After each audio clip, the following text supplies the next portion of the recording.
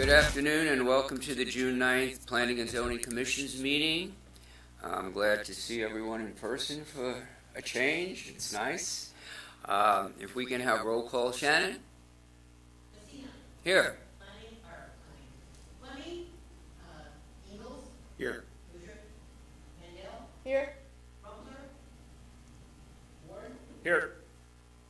Can we do the pledge? Are we Well, going to do let's this? make sure. I thought that Peter was on Zoom, Okay. so doesn't look like he's showing up as a panelist. Maybe he's an attendee. We could have our IT team check on that. That'd be great, just to make sure. Who are we looking for? Peter Lutrip. I do not have a Peter Lutrip as an attendee. Okay, so I guess we don't have, are we good on? Oh, we do. Okay, Yeah, so we're good. Okay. We're good. All right, so we're doing the pledge. Okay. I pledge allegiance to the flag of the United States of America and to the republic for which it stands, one nation, under God, indivisible, with liberty and justice for all. Okay, thank you. Can everyone hear me? I guess. All right, Peter's here. Great. So, you can hear me out there in Zoom land, I guess? Okay, great. Approval of minutes for the April 14th meeting, please. Motion to approve the minutes from the April 14th meeting. Great, I have a motion in a second. Second. Okay, I have a second. All in favor? Aye. Aye.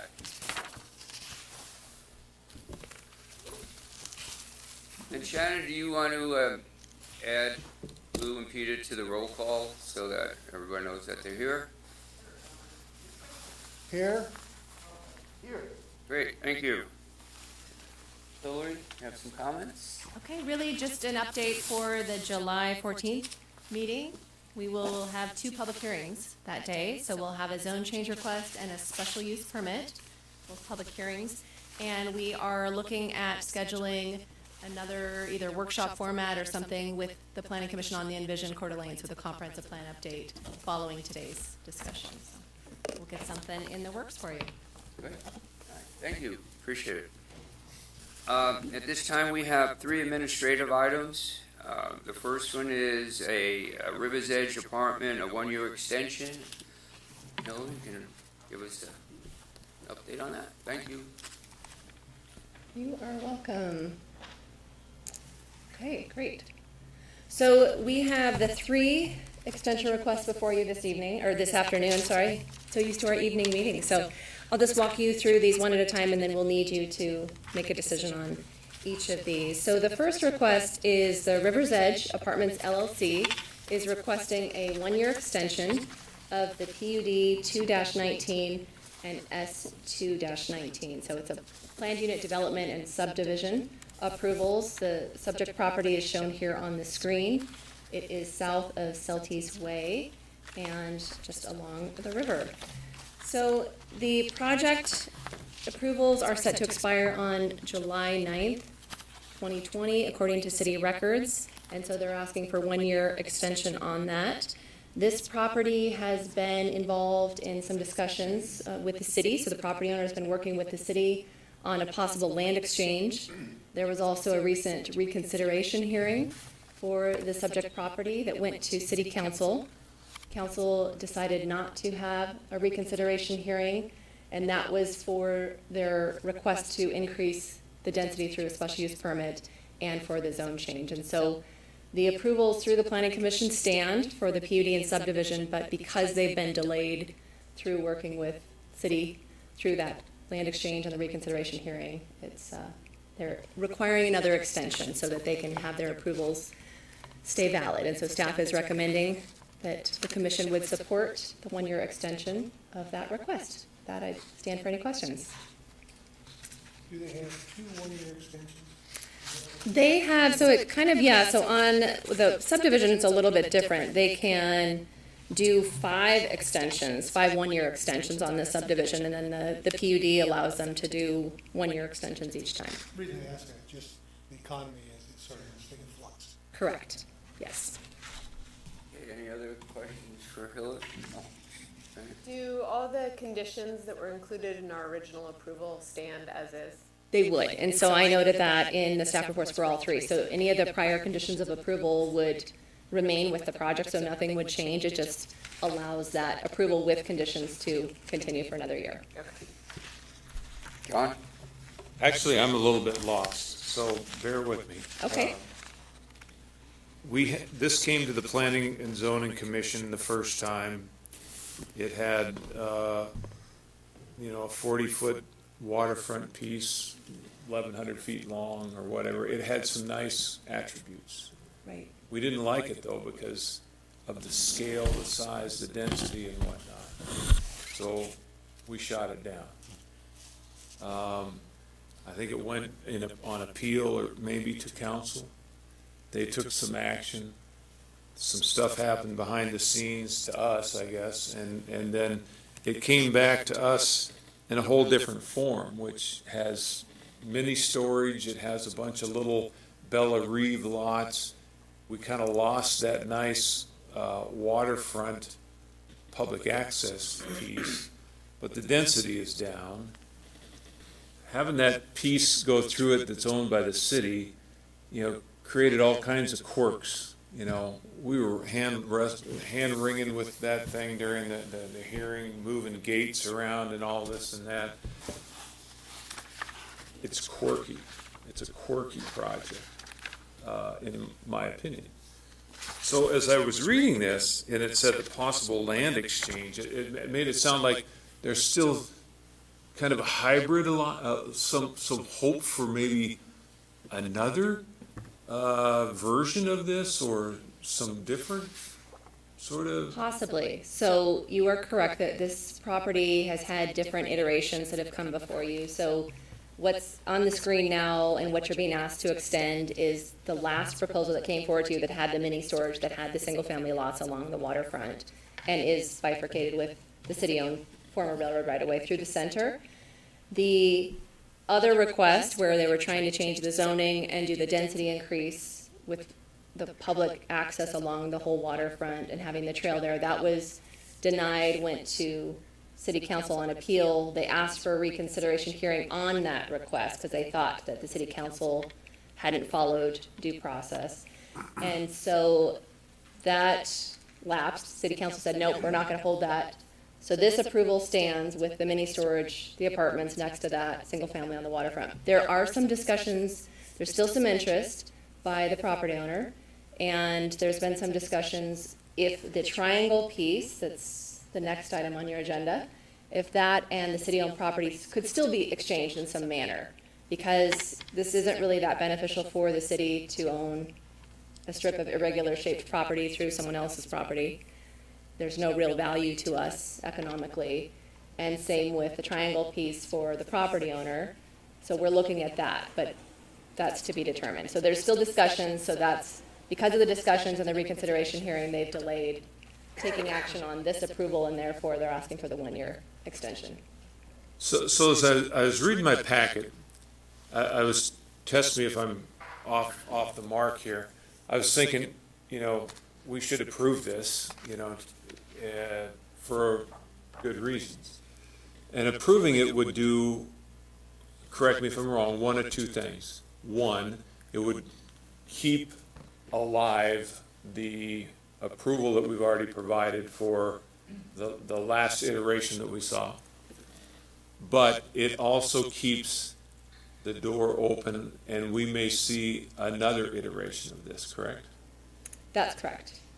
And as noted in the staff report, the property owner's attorney believes that the reconsideration hearing keeps this valid and they don't even need to ask for a 1-year extension, but city staff felt that this is the appropriate way to proceed. So it's probably best to, if commission supports staff's recommendation, to approve this extension for all those reasons, and also not to have some potential legal challenge if commission denies this and their attorney says, well, it's still valid because X, Y, and Z with the reconsideration hearing, and we feel the approval still is valid, doesn't need to be extended.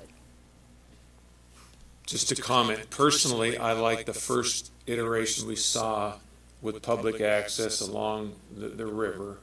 I thought that was great if it would have come to us with less scale and density. And I think we should approve this in general, but in my little end of the table here, I'm hopeful that maybe we see something that goes back to the original version with less density, but that's just me. And if I remember, the last time we approved this, single-family homes were on the riverfront, Correct. right, and then whatever was in the back. And our next actual request is tied into the triangle piece, which again ties into discussions with the city, exchange, how this is all going to work out. If anything comes back that has to change density, height, or whatever we approved on this, they would have to come back to us. Correct. Even with an exchange of land later on with the city, it all has to come back to us, I would imagine, because we approved a PUD, and if they change a PUD, it has to come before us. Correct. As a new PUD proposal, in essence. Or a modification, right, it would be one or the other. Okay. Any other questions or discussions with Hillary? If not, is this simple roll call? Randy? Okay. Move approval. I have an approval. Second?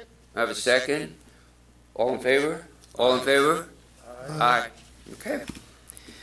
Hillary, you can just stay where you're at and Okay, just I tell us will. the We'll next just one. roll into the next one. Great. So this is a request for a one-year extension of the R34 density increase for SP 1-17.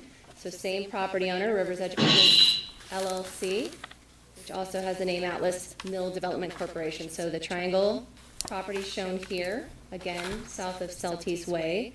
The other property we're discussing is over here west of Atlas Road, and the city's Atlas waterfront property is surrounding this triangle piece. So this approval was initially in January 10, 2017, went into effect June 4th of 2017 when the annexation agreement, annexation ordinance were recorded.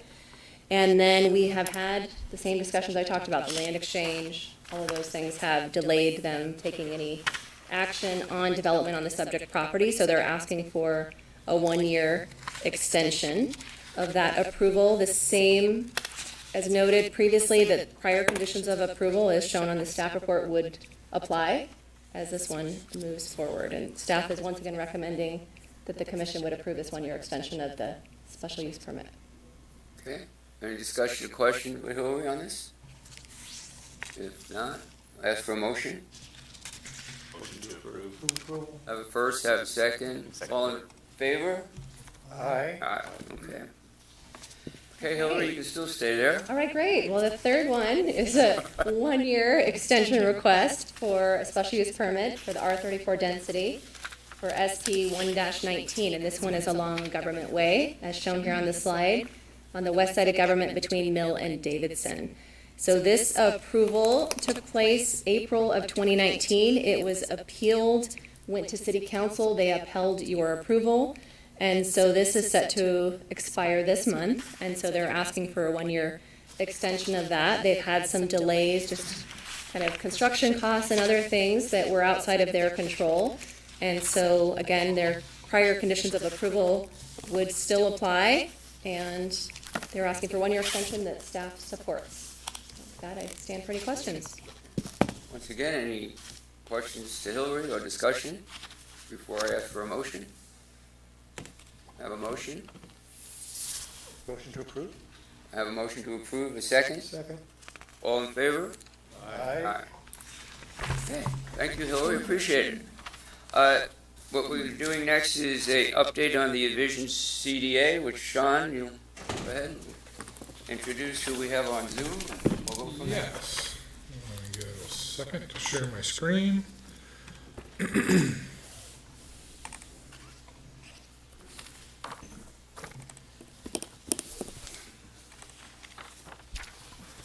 All right. Thank you, everybody, for attending today. I know your time is precious, and I appreciate everyone being here, either in person or virtually. I'd also like to thank the leadership, City Council, Coeur d'Alene 2030, volunteers, the CAC and focus group, our shareholders, and the participants who have given their time to provide feedback. So the purpose of today's meeting is to take a deep dive into the economic data of the city of Coeur d'Alene and our region, while comparing it to similar-sized cities with the goal of identifying what the best strategies and options are to attract traded sector companies that provide higher-paying jobs. So when we are done, we'll walk away with an understanding of what our demographic qualities are and how to leverage those qualities to grow our local economy. Today, we have Alyssa from Bridge Economics who will present the findings and the suggested action plan to achieve the goal of regional prosperity. Alex from MIG will follow up with a summary of what to expect in the next few months for Envision Coeur d'Alene and how you can help our community craft this 20-year plan. But before we begin, I'll take a couple of moments to provide a brief update highlighting where we are in this project and where we've come from. We have a lot to cover today, so let's get to it. So this is our agenda. This is how today's presentation will move forward, and this is where we are. We're currently in phase 3 of mapping and refinement. And as to backtrack just a little bit, we have produced an existing conditions document for the Coeur d'Alene's transportation utilities, and that was done on December 19th. We are going to discuss today the second existing conditions document, which is the economic portion of that. Past events, meetings, and some of the supporting materials that we've come up with so far. Back in September, we had community partner meetings and economic development meetings, as well as the first advisory committee meeting and the public kickoff event. So September was very busy. That next December, we had the CAC meeting number 2 and our focus group meeting number 1. On February 26th, we had our leadership briefing for City Council and Planning Commission that they met together and gave us some feedback as well as direction moving into the future with this program. And on March, we had the Community Advisory Committee number 3, and everyone remembers that March kind of threw us a curveball, and we moved online to Zoom meetings. And in that same time period right before that happened, we also had the Growing Better Places game, where we played more than 25 games and over 125 people that played the games. So with that, I would like to turn it over to Alyssa with Bridge Economics, and she can continue this presentation. Thank you. Thanks, Sean. Good afternoon, everyone. Again, I'm Alyssa Pishka with Bridge Economic Development. Let me make sure I can share my screen here. Pull this up.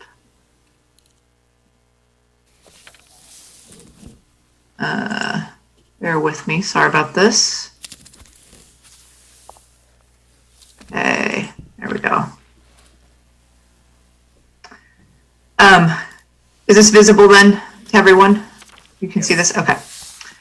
Let me get from you from show. Okay, so what we want to do today, so again, thanks for having me join you today. What we want to talk about is when we go through the economic development background that's informing your comprehensive plan. What we like to do at Bridge is make sure everyone's on the same page regarding community economic development. So I'm going to go through a few foundational principles and terminology. So when we give you the data and the recommendations, we're all kind of working from the same platform. So after I go through that overview of economic development. Hold on a little. Sean, we need the volume up a little bit. I asked him to turn it down just a touch. Yeah, it went down.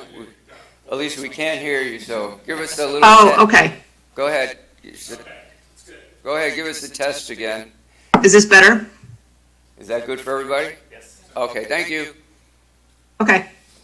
Great. So I'll just going through the agenda. What we want to do is an economic development background. So we're all understanding the same terminology and philosophy. That's really the foundation for our recommendations. So once I go through a few slides on that, I'll move into the benchmark findings. And what that means is we did some demographic analysis compared to your peer cities to give you context behind the data.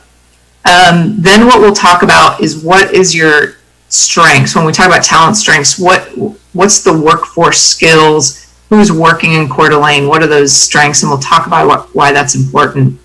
Then we'll go into what are your industry strengths, what makes Coeur d'Alene in terms of your traded sector industries, and how you want to bolster those. And then based on all of that information, it'll give you an understanding of our recommended goals and objectives. So I'll go through this, and please ask questions as I'm presenting. Enjoy that. So I don't want to just be talking to you the whole time. So this is a lot of text. Basically what we want to say up front is really understand there's two types of companies when we're talking about economic development. And this graphic kind of helps you understand. The first is traded sector industries. Those are your companies that tend to make things and then export them, sell them outside of the city and the region to bring money in. And it doesn't have to be things. It can be a software company creating new ideas, or an engineering firm selling ideas outside the city. So it's not specifically manufacturing. It's anyone making something, idea, concept, and selling it outside the city. The other kind of company we're talking about is local sectors. So those are found in any city, anywhere in the country. So it's your doctors, your dentists, your grocery stores, your brew pubs. And they're important because they make your community your community. That's what makes you unique, and it keeps people healthy and staying in your community, and builds that civic pride. The other reason what's distinguishing these two different types of companies is the wages. So as you can see on this slide, your traded sector wages typically tend to be much higher. They're what we call our family wage jobs. So this is why the kind of the 101 principle of economic development is you focus on traded sector companies, because this is the best use of your tax dollars. It's best governance to be focusing on these higher wage jobs. Plus within traded sector, this is where you get spin-offs and new company growth. So you can grow more companies within traded sector. Whereas local sector tends to be often is your retail trade, construction jobs. So they're servicing people within the economy, and you don't really get startups or new companies spinning out of these. What's also unique that we'll talk about, and not on here, is healthcare is considered local sector, because you don't have that innovation, that spin-off, and they're serving people in the city. Even though their wages are higher, they act as a local sector. So we'll talk about that a little bit more. And then once you understand what traded sector companies are, they have a cluster. And when we talk about a cluster, so if we want to talk about a software cluster, if you have strength, and we'll talk about this, if you have an industry strength, which is defined by a location quotient, which is a measurement of that strength, and we'll talk about that. Do you have workforce in your community that can support the industry? Do you have broadband that they need to be working remotely or to transmit the data? And then higher education. Do you have your higher education that has degrees to get kids that are in your community working in that field? So that's what we mean when we talk about a traded sector cluster. And a city's role is typically, where they can really play an important role is within this bubble, making sure there's appropriate sites. Is there the appropriate infrastructure? That's really a city's unique role. And then collaboratively, they can work in these other areas as well. And so what this slide is really showing is where economic development has shifted. It used to be in the 80s, it was all about cheap land and cheap utilities, right? And companies were moving based on those cheap commodities. Now, what is really driving our economy is a knowledge-based sector. So companies tend to go where the talent goes. So that's why you're seeing significant concentrations in a few cities like Silicon Valley, Boston, Seattle, and so forth. And it keeps turning on itself, Austin. So this talent keeps coming, the jobs keep coming, and perpetuates, and that's what's driving it. Those are not the cheapest cities in the country, right? I mean, you can look at the Amazon HQ2 crazy process of them looking for a new location, and they chose two of the most expensive cities in the country because of the talent attraction. So that's a very fundamental principle for economic development right now and going forward.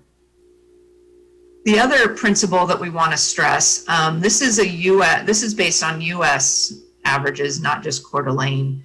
What's really important to understand, a lot of economic development has focused on attracting new companies. That's important and to be done strategically, but it should be noted that only about 14% of job growth comes from that process. The majority of your jobs that are created in your community come from your existing companies. So it's very critical to take care of your existing companies and make sure that they're growing jobs. It's far, far easier for an existing company to grow 20 jobs than to try and get a brand new company to move to your community. So that's a fundamental principle as well within economic development.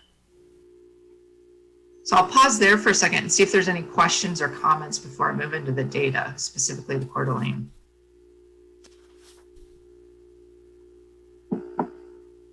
Okay. The first thing we did, as we mentioned, was look at the benchmark findings. And so when we talk about your peer cities, we worked with staff, to really develop who do you guys consider as peers. And so this is based on population.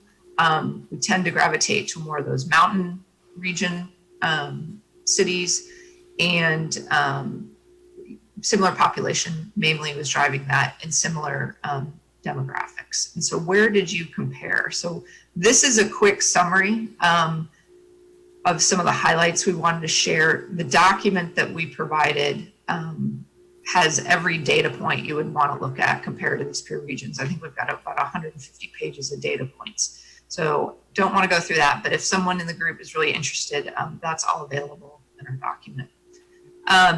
So back to this point of talent, what we want to highlight, when we talk about talent, it's important to understand that millennial cohort is really important because they're the largest demographic our country has ever seen. So ultimately, they, in a few years, are going to be the managers. They're going to be making the decisions, and they're really driving the workforce. So when we talk about that, when we look at the comparisons between peer cities, it's important to understand, what percentage of that demographic do you have? And as you can see for Coeur d'Alene, it's grown slightly, which is good, about 5.8%. But it's a little bit slower than some of your peer regions. So it's important to note. And the other element is Coeur d'Alene is older. I mean, this still looks pretty young compared to the US average, but you're older compared to your peer benchmarks. So we'll show that's important when we talk about our findings of some talent attraction strategies and balancing that out. So your median household income is increasing. So this, the income is growing, which is a strong data point. And it's also the largest increase for all of the benchmark cities. The housing value we note here, this is from Zillow 2018 data. This has always been a flashpoint, but we're working with the data we have available. I'm sure it's changed for your community. But what's important to note, even though that's high and seems high for you all, again, compared to the benchmark cities, you are still more affordable. And so that, if you were looking at a marketing component, trying to attract talent from your other peer cities, that is a bonus for you. So that it seems like it's high for you, but compared to your peers, it's a bonus. And then the same point on monthly gross. This is from American Community Survey data. And what we like to look at is how much of the city renters or your homeowners are spending on this. So a third, you don't want to be spending more than 30% of your income on housing. So you've got about a third paying 30% more. And then this is typical for all US right now, cities is more, unfortunately, renters are paying a higher percentage of their income housing. So this is the challenge that we've been facing for several years now, is this high cost of housing, which is being addressed in the comp plan. So despite some of this affordability, there is some members in your community that are struggling. So we have some data points on that that can drive into that with the benchmark data. But what's really another healthy element to your community is the growth that you're experiencing, and you're very diversified. My partner, Stephen, and I, when we were originally coming into this project and knowing about Coeur d'Alene, because the reputation is of more of a tourist community, we were expecting to see very different data. And what this is showing is you are really well balanced despite that reputation in tourism. And so what you're seeing is an increase in business establishments. That's great. But you also have quite a few manufacturing businesses, which is really surprising and great to see for your community.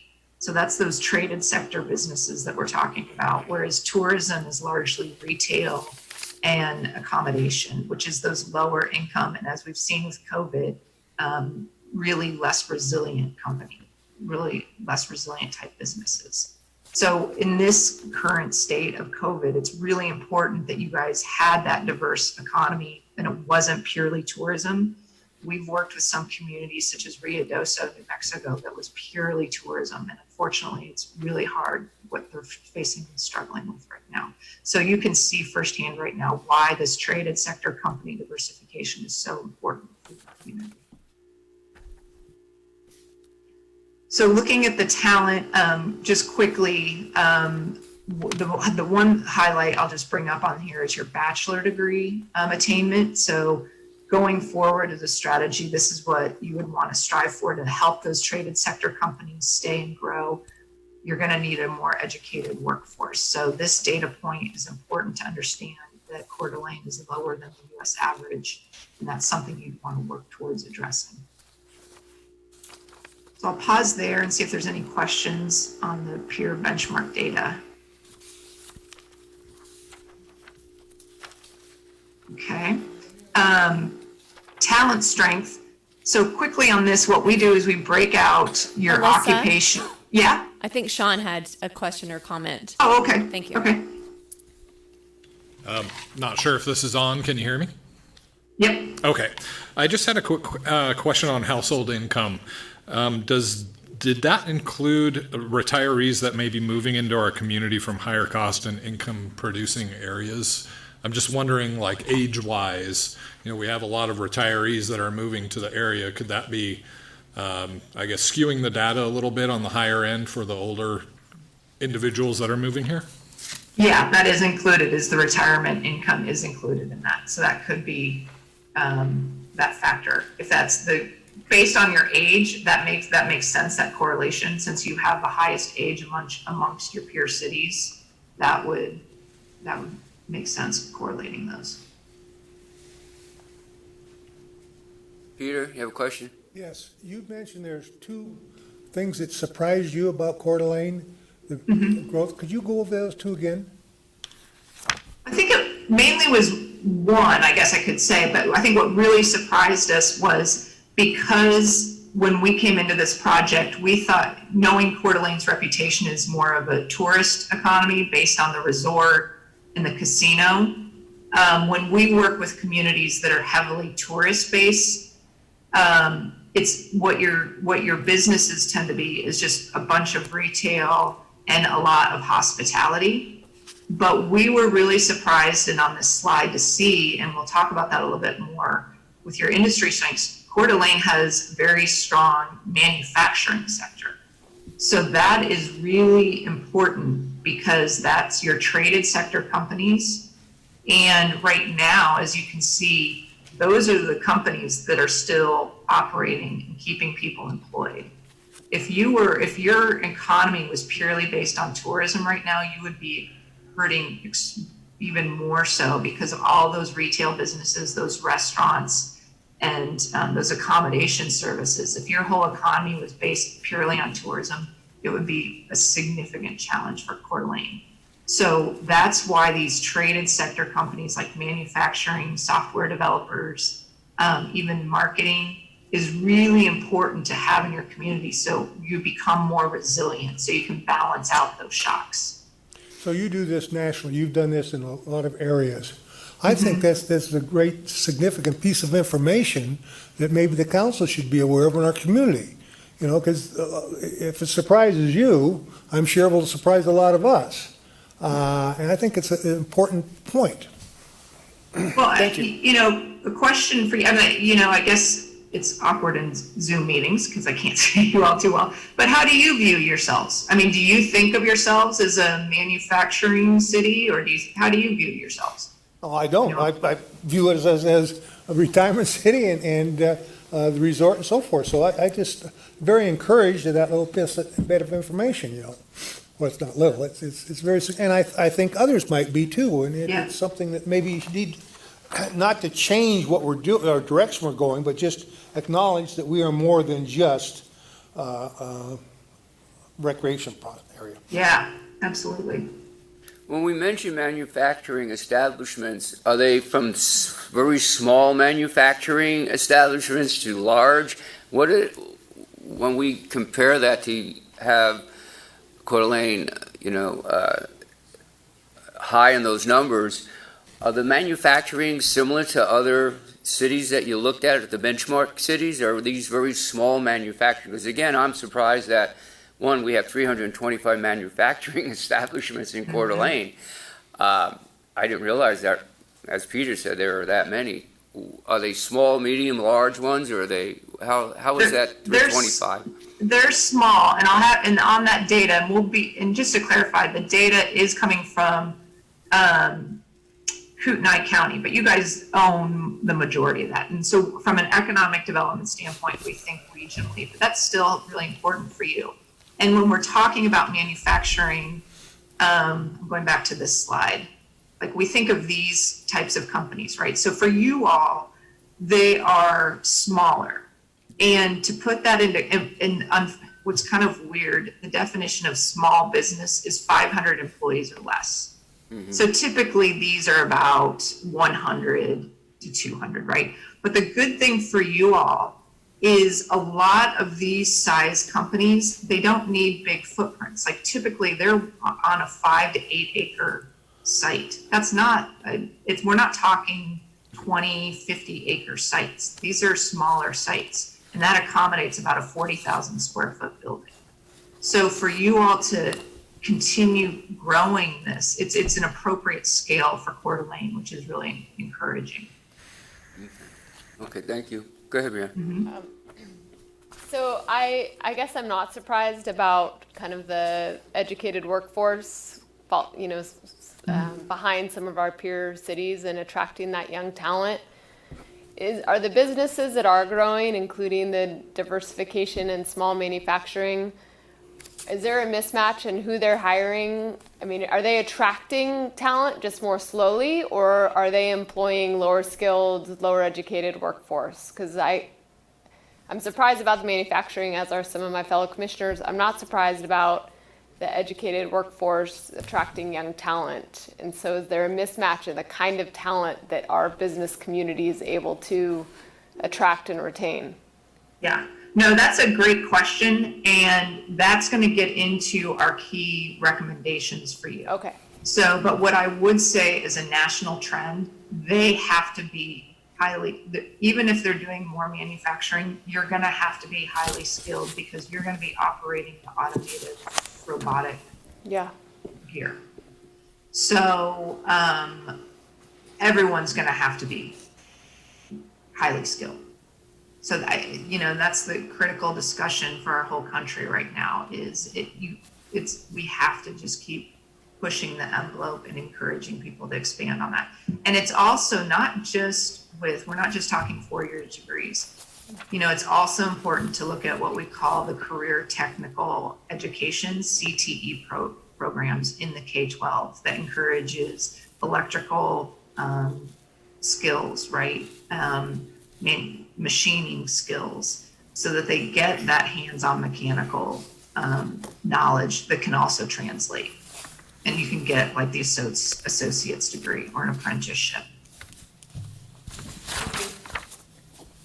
Those are great questions. Okay.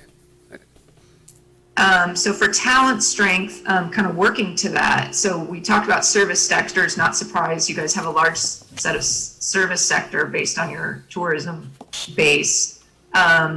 Your working sector, again, this is your traditional manufacturing blue collar, is 7% larger than the US average for a community your size. Again, speaking to that base. But here again, your knowledge sector, this is where focus needs to be. You're 11% less than the average. So, you know, it's just good to acknowledge that, and we'll talk about that a little bit more in terms of recommendations. Your employment's growing. The areas where it's growing, you guys probably aren't surprised. These are the occupations that are growing, is construction and healthcare. So everywhere across the country, healthcare is growing.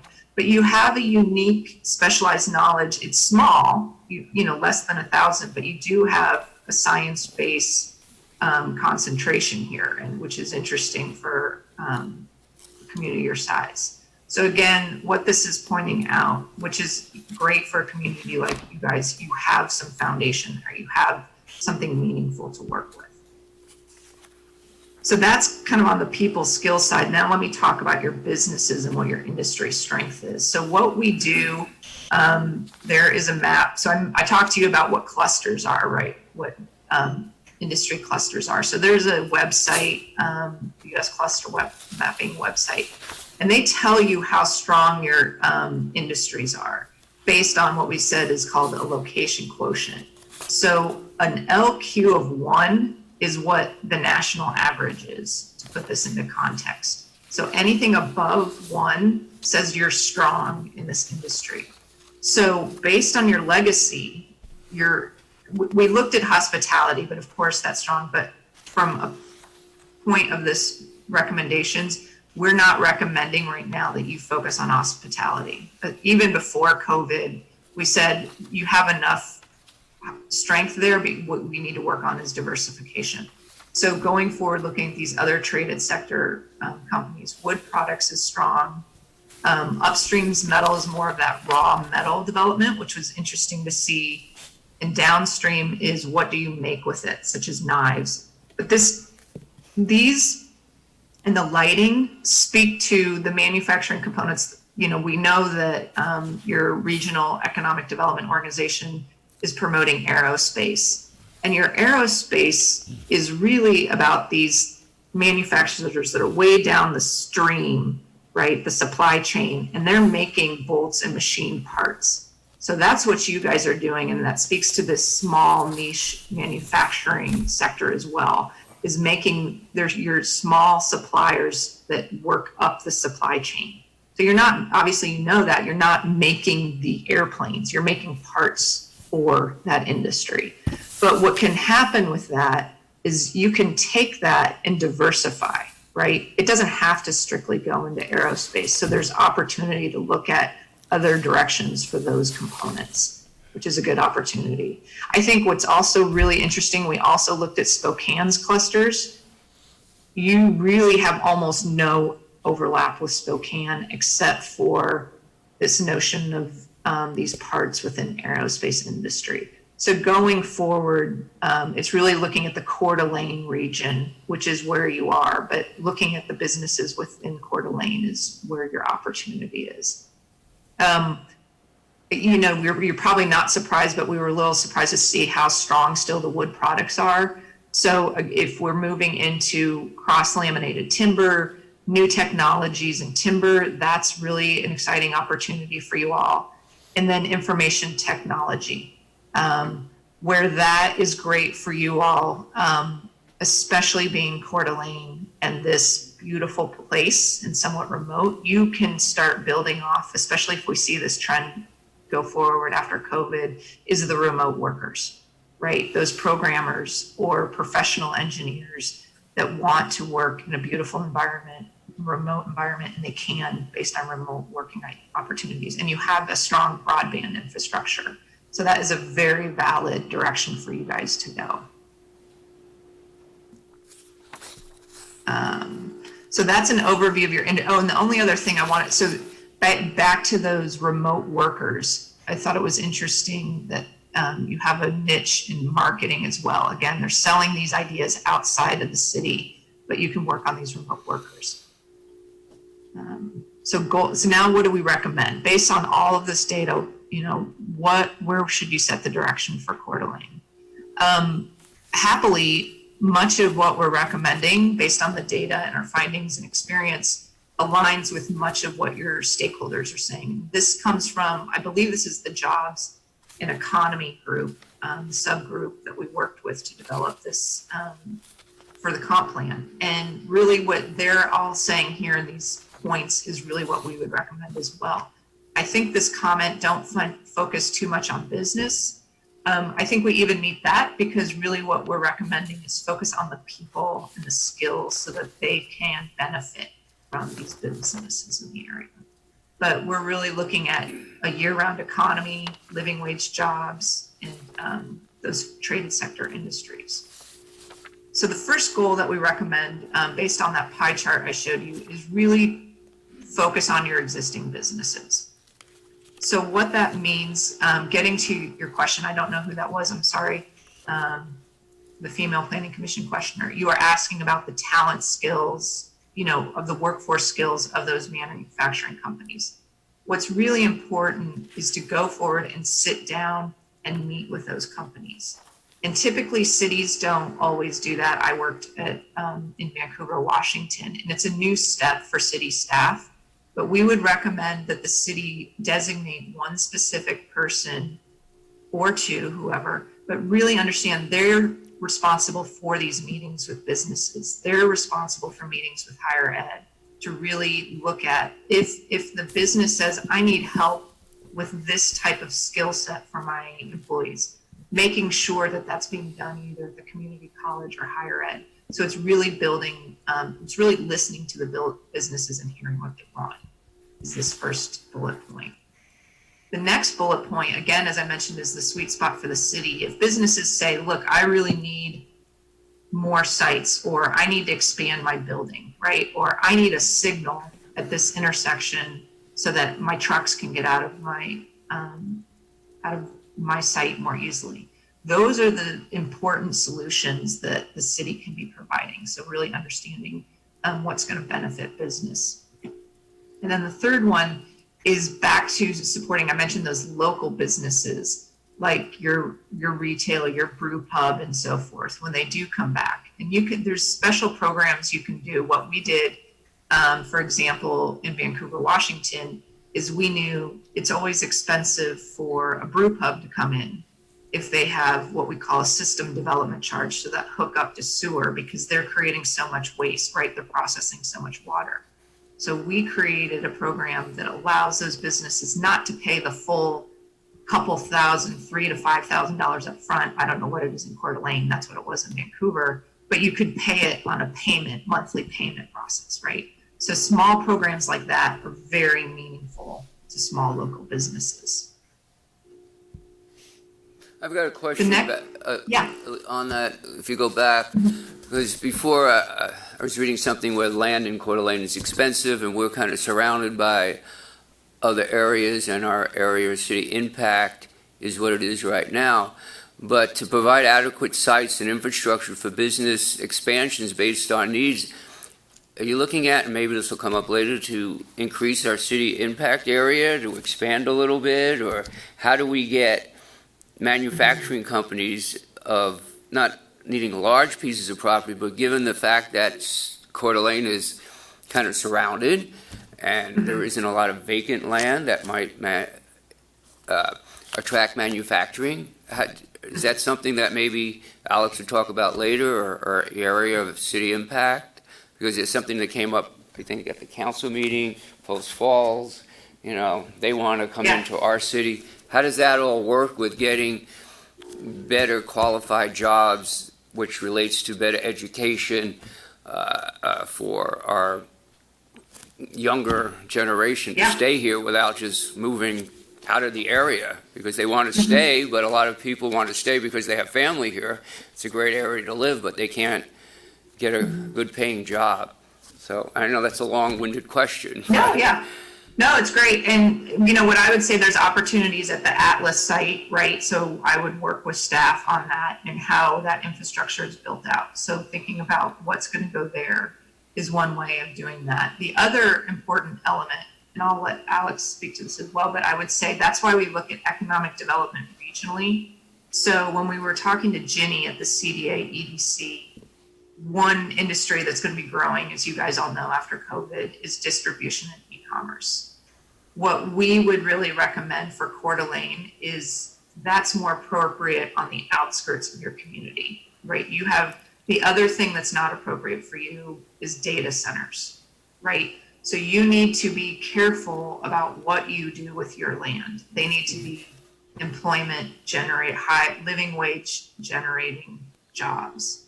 So you have a whole regional base, so you should think about that. And even if people are working in Post Falls, it's still close to Coeur d'Alene, so it's still that regional economy. So that's one thing, is to be looking at it more on a real regional holistic basis as well.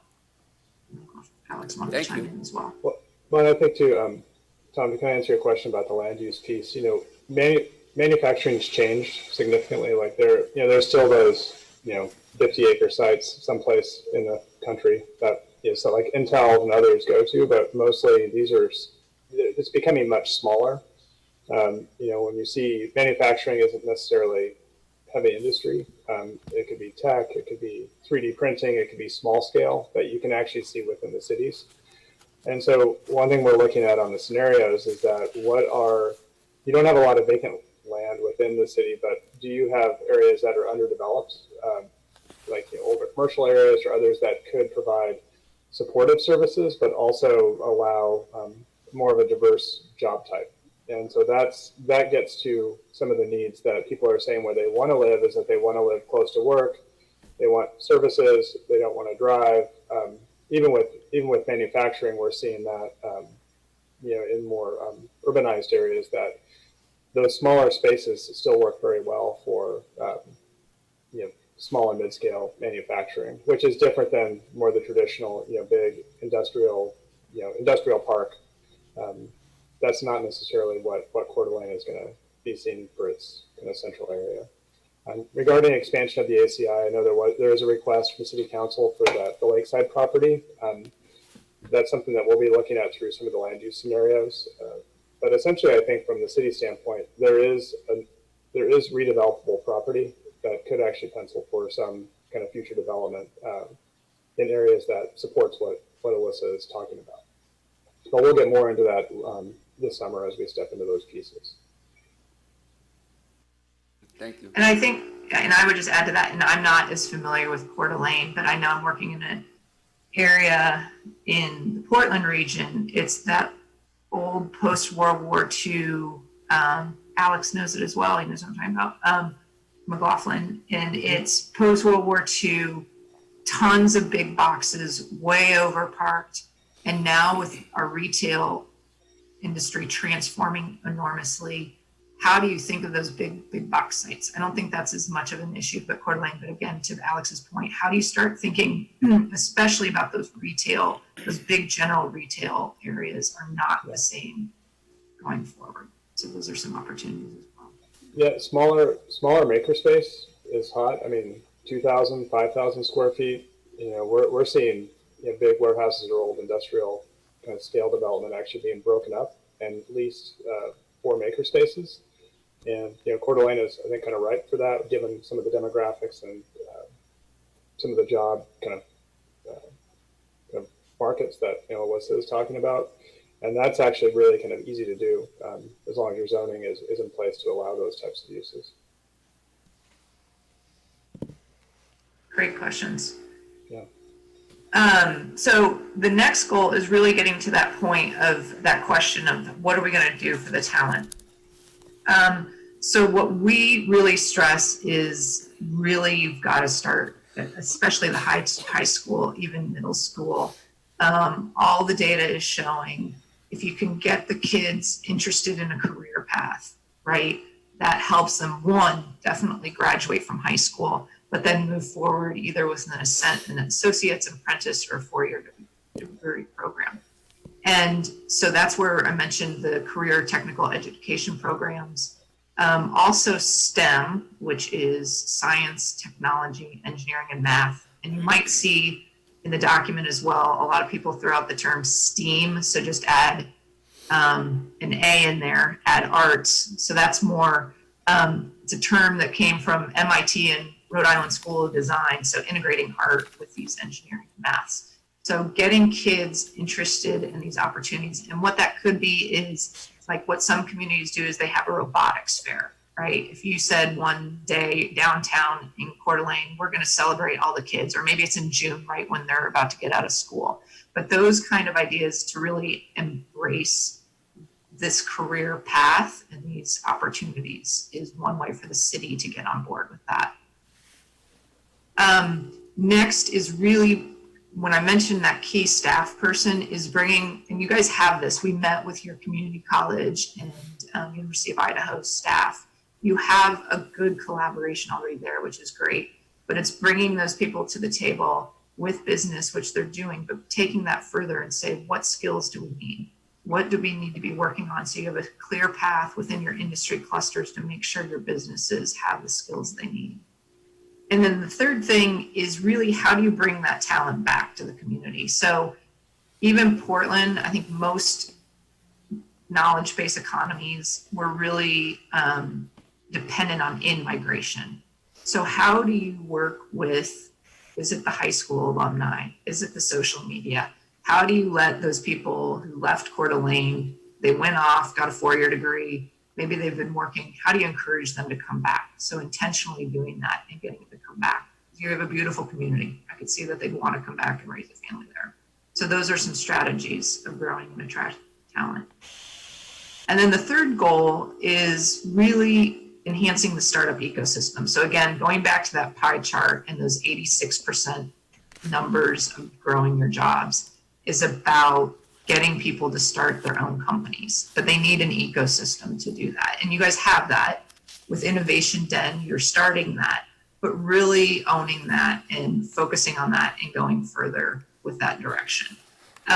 So, you know, there's always the quarterly startups, the pitches, and we want to be clear, this isn't like a networking event of, you know, real estate brokers and mortgage lenders. This is really about matching people who are pitching a startup company and potentially funders. So really intentional startup working groups.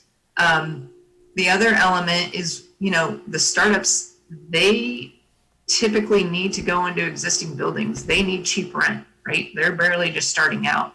So are there existing buildings, maybe on Sherman, that could be adapted, right? These cool older buildings with some tenant improvements, not brand new buildings, that's too expensive. So how do you look at some of those opportunities to build the space that they might need?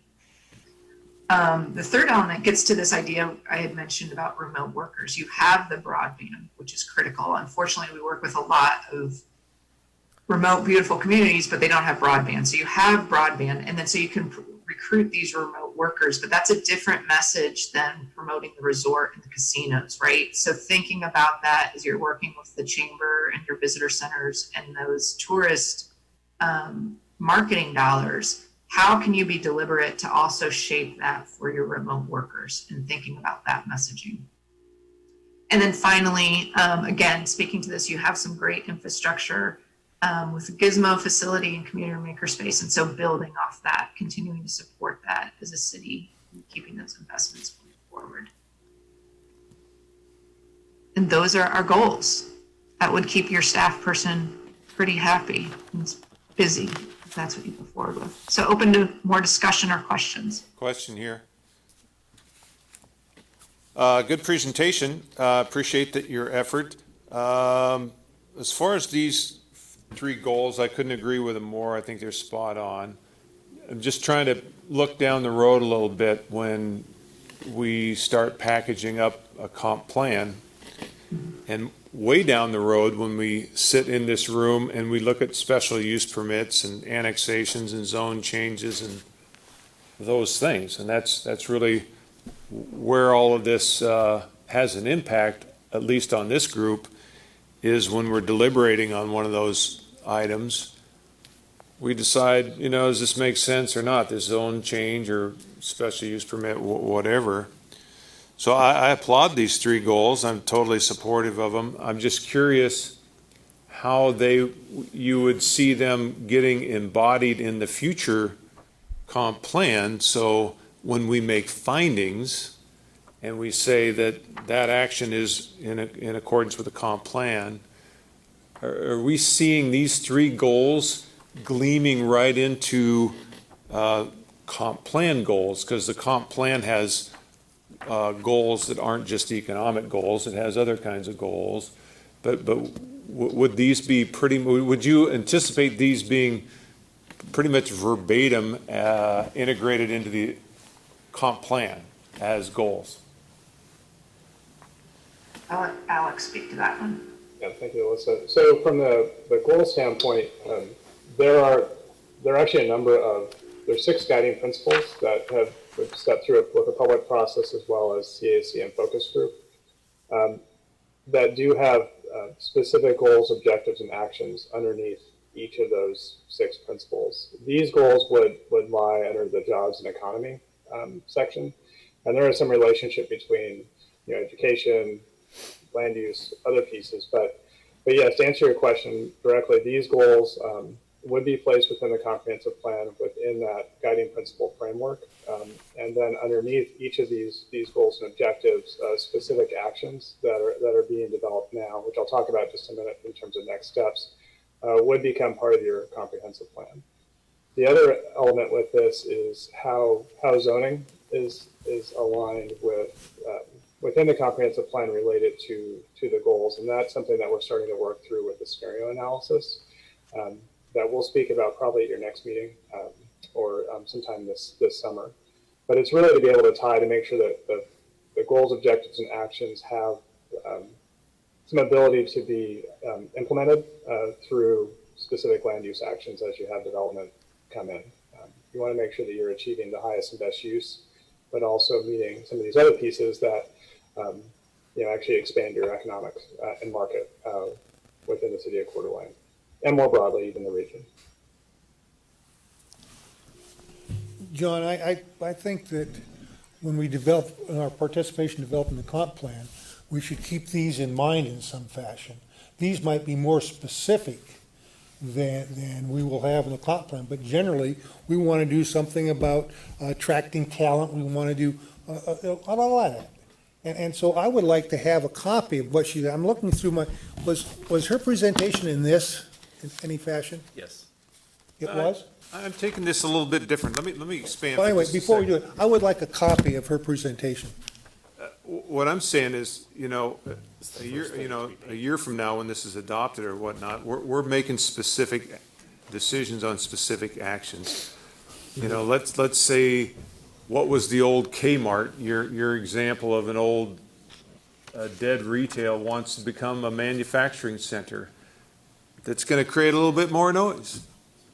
And, the neighborhood may not like that. There may be a detriment to a neighborhood. So there's a little bit of a, like always, a little conflict between some comp plan goals. We all want a quiet, serene neighborhood and all of this and that, but we want jobs and enhancement of, the wages and all these things. I think it's good to have this kind of detail more than we have now, because sometimes I think we make decisions in this room trying to weigh what's best for the community. Sometimes it's a little compromise, of some things. It is a public process, you're exactly right. And so when you want to do something with old Kmart up there, is it going to make a lot of noise? Well, then you go through our comp plan, do we have something about noise abatement and so forth? Yes, we do. Then we get testimony, we get some discussion, and we make some type of decision. But at least we've got these points here. I think your point is very well made. But I would like to have a copy of this, just so as I go through this process, I say, convenient industry cluster. Are we doing something about sort of encouraging that? We're not going to say do that, but something to encourage. And go back to the thing that just surprised her on what we already have in this town, more than just the tourism. I think we can build on that. Thank you. Agreed. Go ahead, Hill. Well, I was going to point out, so it sounds like Commissioner Ward was saying that the PowerPoint slides are in here, but we'll make sure that they get to you if they're not already in this packet, but we can get them electronically.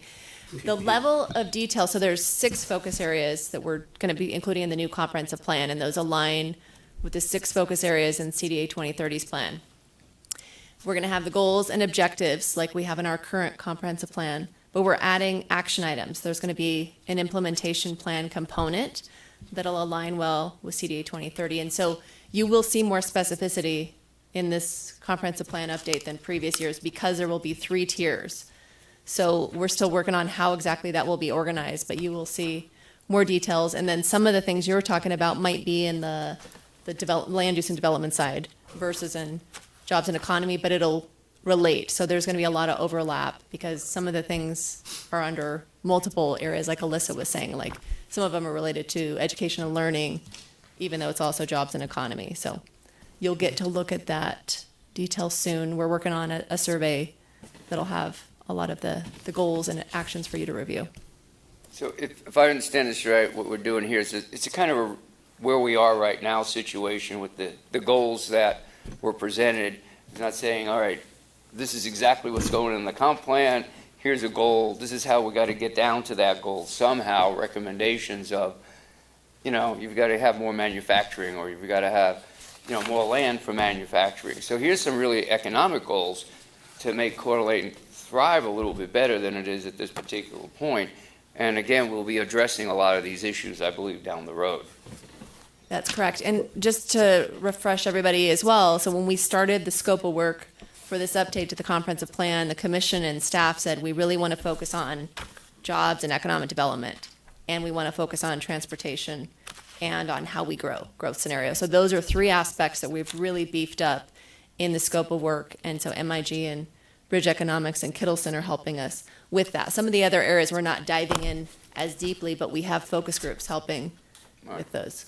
Because if we don't have the economic base to keep people here, this is my understanding of it, and they're going to go somewhere else to live because they can't afford what housing prices are here because we don't have that economic base to keep them here, whether they come back from a 4-year college because they want to stay here with their family that's been here, but they can't, and they have a great education, but we're not providing that economic base for them to stay here. So I understand what we're getting at here is we don't have the economics first.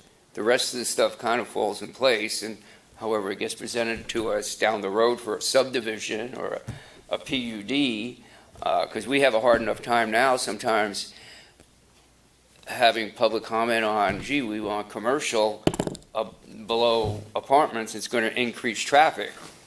So if we don't have the economic base to have it, which is going to increase traffic, because you're going to have more jobs, and that's what we want for Coeur d'Alene, for our people to stay here and not, come back and visit and leave because they can't. So I kind of get in the picture of what these first 3 goals are. Yeah, Go ahead, Peter. I'll also bring this up with a little trepidation because we're doing Coeur d'Alene. Coeur d'Alene is great. But I had to look up what the heck was Boise City. I didn't know what Boise City was. Well, it's regional, as I understand it. It's 3 cities. So as we go down, we may be thinking we're trying to meet the goal, set goals for the city, but it's also, I think, to a degree, regional. It might be Coeur d'Alene City. It may include Post Falls, Hayden Lake, because things that we do here will affect them. Things that they do there, other places will affect us. So it's more than just Coeur d'Alene. So I think recognize that in some fashion, because what we do good in Coeur d'Alene affects our surrounding area and vice versa. Well, you talk about Boise State. I mean, when you have a 4-year college in a town, it changes the demographics of a town dramatically because they have 4-year college students, more programs. We're doing great with NIC in partnership with U of I than some of the other ones, So I think education and the workforce education we started here many years ago for trades, and I grew up in the trade area where, college was important, but, you went to carpentry school or electrician school, and that's what we're trying to start here as well, because Coeur d'Alene is kind of defined a little bit like that. We don't have a four-year college. It would be great if we did, but we have a lot of other higher education areas around here that, as it was presented, to have a better partnership with those types of education, because that's what's going to keep people here, basically. So, Sean, go. I just want to make sure everybody had their questions answered. Is there any more questions? I just wanted to point out too that our current comprehensive plan is very government centric. It's very city based. What are we going to do for utilities, and what are we kind of along the lines of what you guys make your decisions on. Where this one is headed, and where the idea is how can we use the partnerships that are growing right now to further our city in ways beyond just the city, because we don't have the people power to do all of these things. And so that's where Coeur d'Alene 2030 comes in, because they can leverage those. They understand those partnerships. They've already opened those doors. And so how can we build this together in our plan and use that to leverage jobs and leverage our educational systems and things like that, so that they build upon one another, rather than just saying, okay, this guy wants to put in a brewery, are we going to allow the zone change or not? And so it does take that further step. And so with that, I'll hand it over to Alex so that he can take us home and describe what's coming in the next couple of months. Alex? Sure. Sean, can you, there's a slide, Yep. There was a slide there. First of all, thank you. This is a great conversation. And one thing I want to just kind of remind folks is that back in early 2020, we did do a survey where we had over 300 responses. I know Planning Commission, City Council, and others responded, where we did start to look at the guiding principles, goals, and objectives for many, and as well as the vision statement for many of these topic areas that we're looking at. So we've already started on the road to start thinking about some of these more broad issues. The goals and objectives that Alyssa has been talking about are definitely ones that we've heard from the focus groups, as well as kind of the broader community. So I think in a lot of ways, what you saw today is an alignment in wanting to really bolster the economy, but also do it in a way that's Coeur d'Alene. And that's something I think we heard from the Planning Commission as well as the public on the previous survey. I wanted to just show briefly what's to come. I think the first piece is that COVID-19 has modified public outreach. Coeur d'Alene is not exclusive in that. Pretty much every community we're working in, we've gone virtual, and in a lot of ways, that was hard for some folks in the beginning, but we're getting great response online, primarily because people are in front of their computers and able to respond to surveys. People are much more comfortable with virtual meetings. And so we have modified some of our at least early public engagements, at least through midsummer, to make sure that we keep the process moving forward, but that we also have opportunities for people to comment and make sure that we're getting a comprehensive plan that's consistent with what people are thinking. So just a bit, our draft policy framework, which are the 6 guiding principles, goals, objectives, and actions. As Hillary mentioned, those are things we've been working on for the past several months, including that previous survey, as well as with focus groups. We do have a survey that will be coming out probably in the next 2 to 3 weeks that will incorporate input and ask for input on specific actions for each of those goals and objectives. So as Hillary mentioned, we are getting down to the action level, which some are short-term, some are long-term, but it really provides a roadmap for how Coeur d'Alene grows and reaches out to local partners throughout the coming years. We'll be looking for Planning Commission input after that survey is complete so that we can provide as much information to you as possible about where this is going. That's a key piece of the comprehensive plan because that does assist in how you review applications. as well as doing strategic planning for other actions, parks, recreation, healthcare. All of those specific actions are part of that plan. So this public survey will be coming out for that. We are starting to do land use scenario planning, which is looking at development capacity within the existing city limits. As Tom mentioned, there's a request for an ACI expansion, which we're working with the city right now to figure out the best way to incorporate that. But really looking at underutilized parcels, your zoning, kind of what makes sense from the community standpoint in terms of scenarios, and then do some traffic modeling there to see the specific impacts of each of those scenarios and what that means for growth and development over time. As a part of the survey, there will be questions about where people want to see growth and what type of growth. So you'll see some maps within that survey that ask people to actually place pins within the map that can help them apply where they want to see growth and what types of growth are there, which I think will have kind of good input in terms of adjacencies to neighborhoods and other things like the Kmart site, for example. If it's adjacent to neighborhoods and there's different types of growth, what might that mean from a policy standpoint? We're starting to look at an outline for the draft plan. We're expecting to have an administrative draft sometime in the fall, but also looking at what specific areas of the plan or pieces of the plan that we want to retain or modify. This is going to be a different plan than what you've seen in the past, but there is some great information in your existing comprehensive plan, as well as a CDA 2030 implementation plan. So we're trying to pull over as much as possible as is still relevant to this project. Next slide, Sean. Just a quick reminder on touch points. We've had about 750 touch points to date. As Sean mentioned in the introduction, we've had a number of events. That's changing a little bit because of COVID. So we're going online right now, but we've reached out to businesses. We've done a number of quick surveys. Our vision and goals survey had over 310 respondents with a lot of open-ended responses that you'll see incorporated into the plan. We've had 3 advisory group meetings, and I think most importantly, we've had over 17 focus group meetings. We have another round of those after we get through this round of public engagement to help formalize that policy document. But we've been out in the community, and even with the current health concerns, but there's been a lot of input to date, and we continue to gather that throughout this process. Next slide, Sean. And then finally, as Sean said, we're in the spring of 2020, we're in mapping and refinement. So we're looking through the draft framework plan. We're starting to look into scenarios.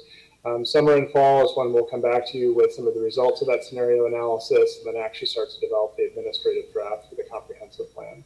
So a lot of work is going to be happening over the next few months, and we're still expecting to have draft plans for you in the fall and into the winter of 2020. I think generally meeting the schedule that we had initially set out for the project. Any questions at all for, next steps. We had an online survey late June. We talked about that.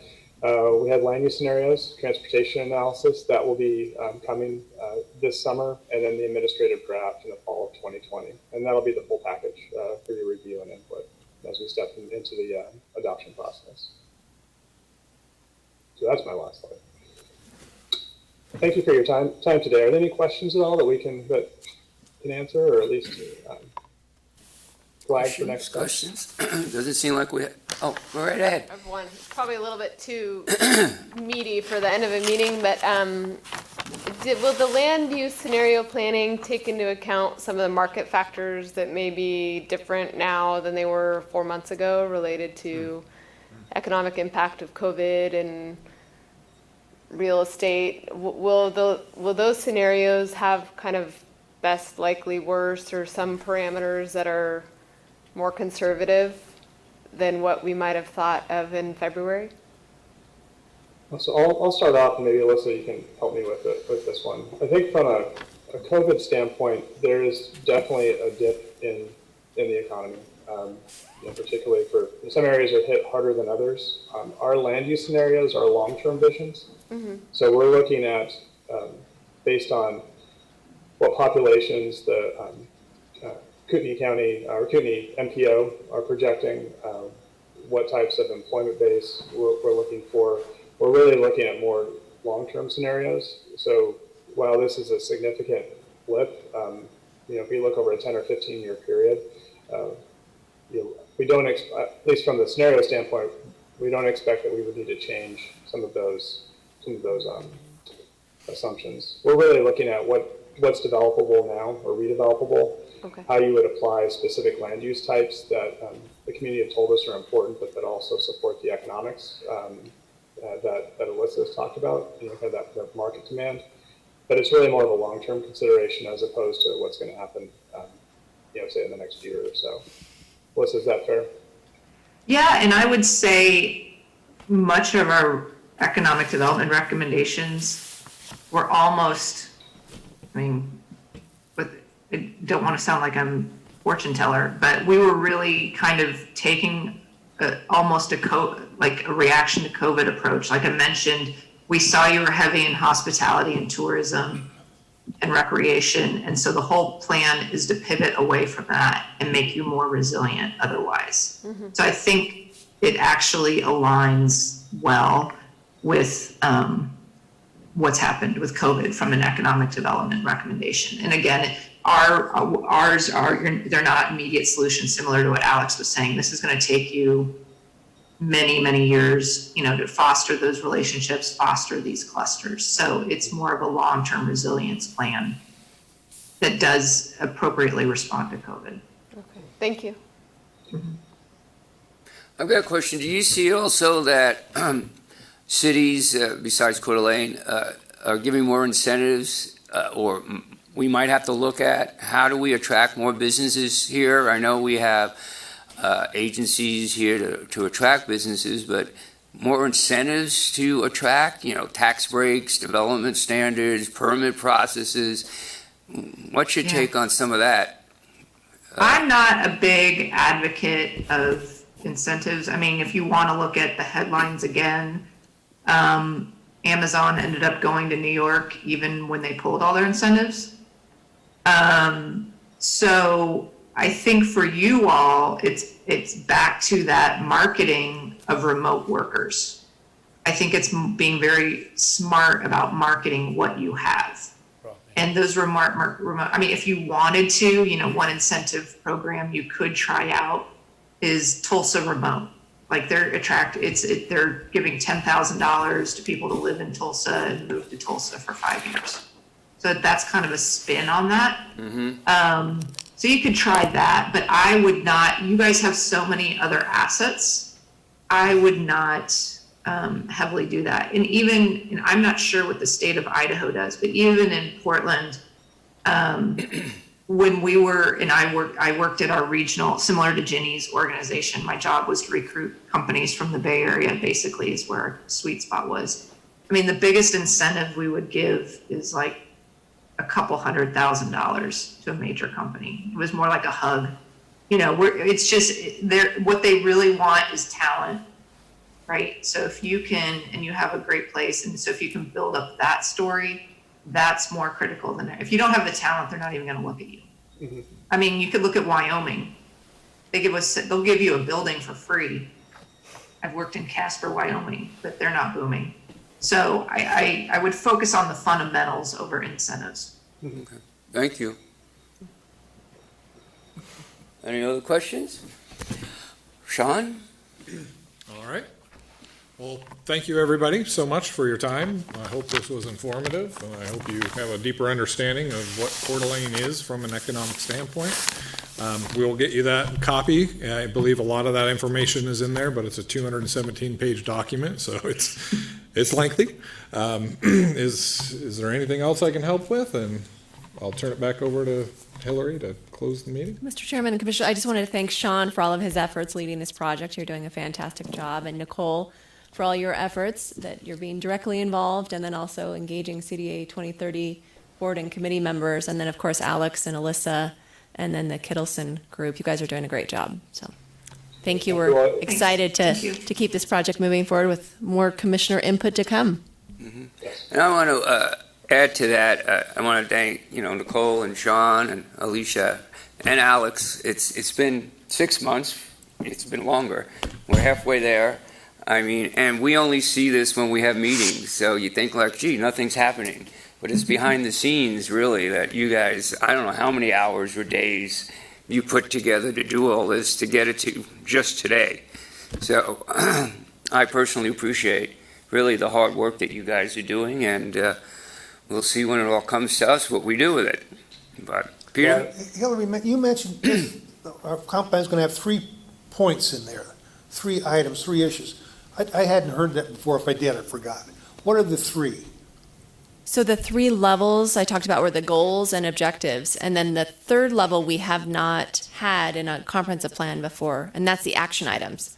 So that's the specificity. So we're looking at Summary form in some fashion? Yes, so that would be something where it'd be probably at the end, and then it would have references back. So that's going to help us. How do we get there? So those are 5 years, 10 years, 15 years, kind of down the road.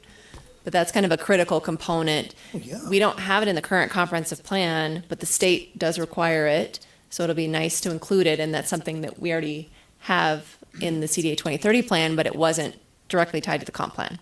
Of course, that's why we're doing this, is because you through the first comp plan, you realize that everybody realized there were other issues, other more important things that we could add to that, which we wouldn't have done had we not decided to update this, which is, add a person to you guys. Well, and as we get into the summer, we're just really getting into the meat of these kind of core issues right now. One, the economic development piece is critical to kind of set the framework for moving forward as we develop the survey, which I hope you all publicize and take when we get into those specific actions. Those are critical to actually how you move it forward. The other elements of land use, there will be more specificity in land use to provide your guidance, for you to provide guidance to upcoming development. And so I think a lot of the meat of the project you're going to be seeing over the next few months and be able to start seeing it in a more integrated fashion. You're correct, Tom, that we've been a little quiet for the past couple months after our March focus group and CAC meetings, but we're going to be coming back in and basically using all of that input in these more refined products as it comes into the draft comprehensive plan. Right. So lots more work. All right. Okay. Well, if nothing else, I thank you again, and we'll let you get back to the rest of your day. Appreciate it. Thank you. Thank you. Thank you. Okay. Motion to adjourn. Well, we have any commission comments besides what we commented on already. If not, I will ask for a motion to adjourn. Motion to I have a motion. Second. Second. All in favor? Aye. Aye. We are adjourned. Thank you.